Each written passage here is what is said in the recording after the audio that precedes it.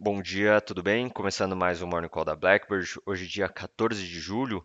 O Ibovespa encerrou a semana passada em queda de 3,6% em reais, com os anúncios de tarifas do Trump dominando as atenções no Brasil e no cenário internacional.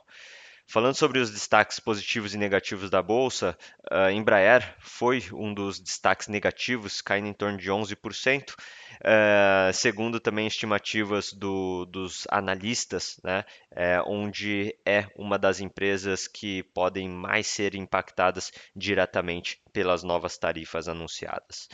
Na ponta positiva, destaque para a Braskem, que avançou após a aprovação pela Câmara dos Deputados do regime, né, de urgência para o projeto de lei que institui o Programa Especial para a Sustentabilidade da Indústria Química.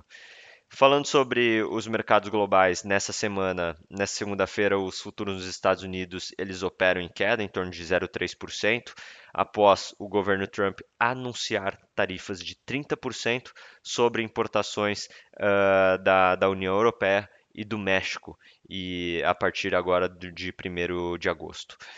Líderes dos dois blocos disseram que pretendem manter o diálogo com Washington para tentar reduzir as tarifas. O anúncio ocorre às vésperas, né, de novos dados de inflação nos Estados Unidos que devem mostrar como os impostos já em vigor estão afetando os preços do consumidor. Com isso também as treasuries operam de forma mista nesta manhã.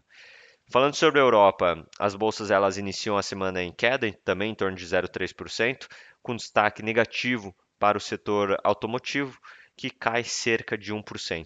A nova rodada de tarifas anunciadas ali por Trump praticamente inviabilizaria o comércio entre Estados Unidos e Europa, também segundo o comissário europeu.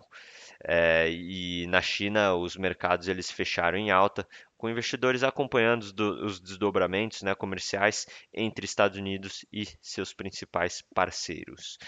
E comentando sobre o IFIX, o índice de fundos imobiliários, ele fechou em alta de 0,24% na sexta-feira, impulsionado pelo bom desempenho dos fundos de papel e dos FIIs de tijolo, que registraram uma valorização média em torno de 0,25% nos tijolos e 0,19% nos FIIs de papel. Comentando sobre o lado econômico, o presidente, né, dos Estados Unidos, Donald Trump, como comentado, ele anunciou a imposição de tarifas de 30% sobre importações oriundas ali do México e da União Europeia. E também o Trump estabeleceu uma tarifa de 50% sobre produtos importados de cobre. Na China, o superávit comercial registrou expansão acima do esperado em junho, alcançando em torno de 114,77 bilhões de dólares. O resultado ele foi impulsionado pelo avanço de 5,8% nas exportações ante junho do ano passado, provavelmente favorecido pela redução mútua de tarifas entre China e Estados Unidos. Falando sobre o Brasil, segundo o ministro do Desenvolvimento, Indústria, Comércio, né, e Serviços, o Geraldo Alckmin, a lei da reciprocidade econômica deve ser publicada em decreto até terça-feira. E comentando sobre a agenda, na agenda internacional dessa semana, o principal destaque será o CPI de junho nos Estados Unidos, além da inflação ao produtor e o livro bege também serão publicados. Na China, será divulgada um combo, né, de dados de atividade econômica de junho, além do PIB do segundo trimestre. E aqui no Brasil, a agenda de indicadores conterá ali somente a divulgação do IBC-BR de maio, e o mercado ele vai seguir acompanhando as notícias sobre as tarifas, né, dos Estados Unidos sobre o Brasil.